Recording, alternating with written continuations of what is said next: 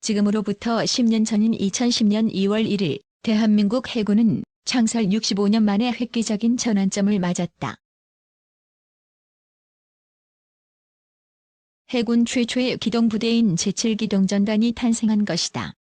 해군이 대양함대를 향한 첫발을 디딘 것이다. 제7기동전단은 세계 어디서나 작전 수행이 가능하고 적이 감히 넘볼 수 없으며 국가정책을 강력한 힘으로 뒷받침하는 부대를 목표로 창설됐다. 먼 바다에서 독립적인 작전이 가능한 세종대왕급 이지스 구축함과 충무공 이순신급 구축함을 배치한 것도 이 때문이다. 기동전단을 창설한 해군은 2030년대 이후를 목표로 전력 증강과 부대 구조 개편을 추진하고 있다. 해군의 구상대로라면 미래 해군 전력은 획기적인 변화를 맞게 된다. 하지만 한반도와 국제 정세 변화가 해군에도 상당한 영향을 미칠 수 있어 이에 대한 대응책이 필요하다는 지적도 나온다. 첨단 함정 확보, 부대 개편 추진 대형 구축함을 중심으로 구성된 기동전단은 유사시 신속하게 분쟁 지역으로 이동해 임무를 수행한다. 전쟁 억제 및 확전 방지, 위협 세력의 군사행동 억제, 국지도발 대응, 분쟁 초기 종결 등을 가능케 하는 전략적 유연성이 필수적이다. 이에 따라 기동전단은 임무 성격에 따라 대형 수송함, 항공기, 잠수함, 군수지원함 등과 함께 상당 기간 원해에서 작전 활동이 가능하다. 하지만 이지스함 3척과 구축함 6척으로는 작전 소요를 충족하기 어렵다. 기술 발달 속도가 빨라지면서 기존 해군 전력이 주변국보다 뒤처질 우려도 있다. 해군이 신형 함정 건조를 본격화하는 이유다. 우선 미니 이지스함으로 불리는 한국형 차기 구축함 6척이 건조된다. 지난해 방위사업추진위원회에서 사업추진 전략이 의결된 KDDX는 다기능 위상배열 레이더와 전투체계 등 핵심 장비를 국내 기술로 개발한다. 개발비 1조 6천억 원의 건조비는 6조 원에 달한다. 레이더와 통신기 등을 한대, 묶은 스텔스형 통한 마스트와 수직 발사기 64셀, 대한미사일 16발과 127mm 함포, 헬기를 탑재할 전망이다. 체계 개발 단계인 차기 이지스 구축함은 2020년대 중반 이후 3척이 전략화될 예정이다. 차기 이지스함에는 탄도미사일 요격 능력을 갖춘 SM-3 미사일이 탑재될 전망이다. 2030년대 초에는 F-35B 수직이 착륙 스텔스 전투기 운용이 가능한 대형 수송함이 등장한다. 차기 잠수함은 2018년 일본 함인 도산한 창호함이 진수됐으며 2척이 추가로 2020년대 중반까지 건조된다. 도산한 창호함보다 성능이 향상된 KSS-3 비치-2도 체계 개발이 진행된다.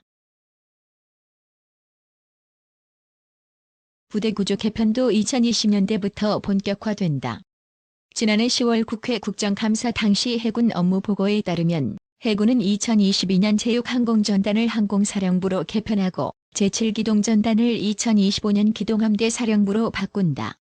기동함대 사령부는 주변국과 초국가적, 비군사적 위협 대응을 주도한다. 해군의 전력 증강의 계획대로 진행된다면 2030년대 해군은 대형 수송함 1척, 이지스함 2척, 한국형 구축함 2척, 3,000톤급 잠수함 1척의 군수지원함 등이 선별적으로 투입되는 기동전단 3개를 갖추게 될 것으로 전망된다. 이는 해군의 작전 범위를 동아시아 일대로 넓히는 기반이다. 여기에 KDDX와 무인 체계가 추가되면 전투력은 더욱 높아진다.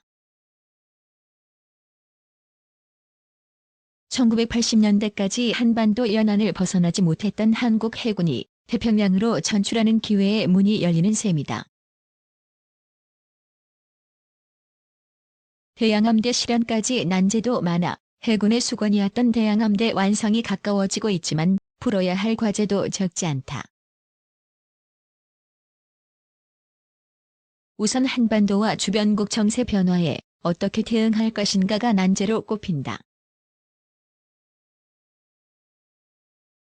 한국 해군은 창군 이래 북한 위협 대응에 초점을 맞춰왔다.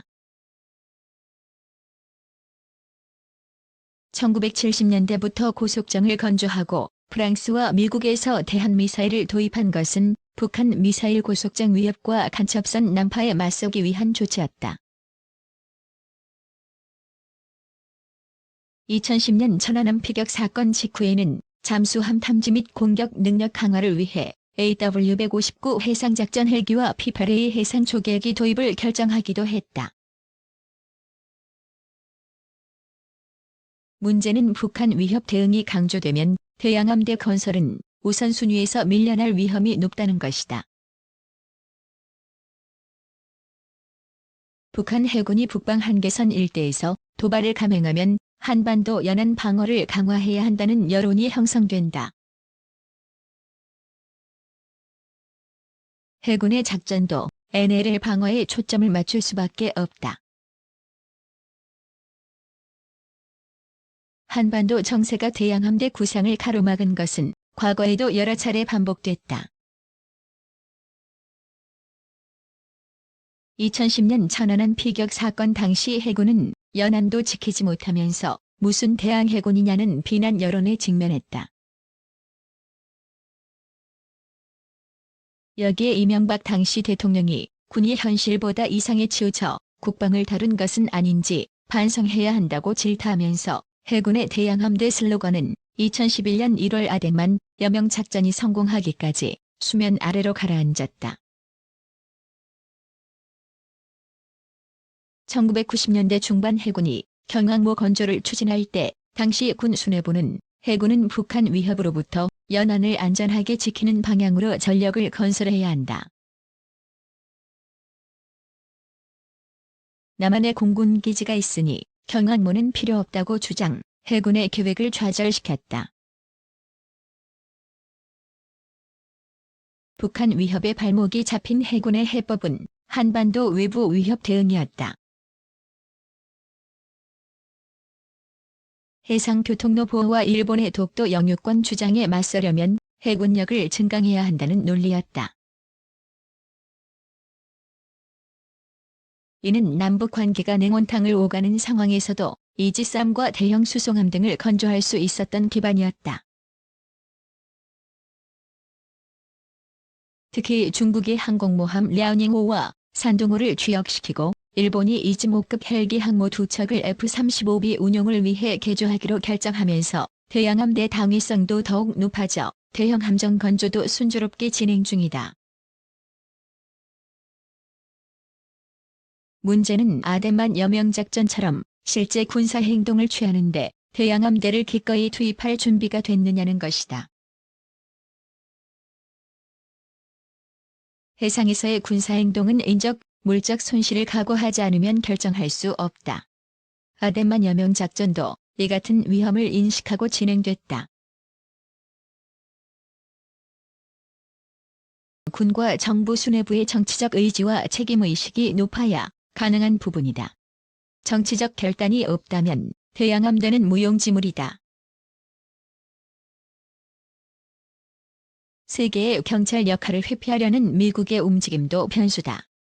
태평양이 안정된 정세를 유지해온 것은 미 해군 7함대 덕분이었다. 7함대가 말라카의 협 서쪽 인도양에 이르는 해상 교통로를 지켜왔지만 도널드 트럼프 행정부의 시리아 철군으로 바다에서도 미군의 부재를 대비하지 않을 수 없게 됐다. 미 해군이 경찰 역할에서 손을 뗀다면 우리나라의 대양함대로 중동에서 제주도에 이르는 해상 교통로를 보호해야 한다. 하지만 이는 불가능에 가깝다. 막대한 비용을 들여 건설한 해군이 제 역할을 못한다는 비판이 내올 우려가 제기되는 대목이다. 호르무즈 파병처럼 미국이 한국 해군의 역할 확대를 요구할 가능성도 있다. 9월 19일 남북 군사합의로 휴전선과 NLL 일대가 안정되고 해군 전력 증강이 계획대로 진행되면 미국의 함정 파견 요구를 피하기가 어렵다. 그러나 미국이 가는 곳은 어디든 간다는 식으로 함정을 파견하면 중국이나 러시아와 갈등을 빚을 가능성이 있다. 두고 대양함대를 만드는 것도 중요하지만 이를 언제 어떻게 활용하느냐에 대한 고민을 해야 할 시점이라는 주장도 나오고 있어 군 당국의 장기적 연구가 필요성이 더욱 높아질 전망이다.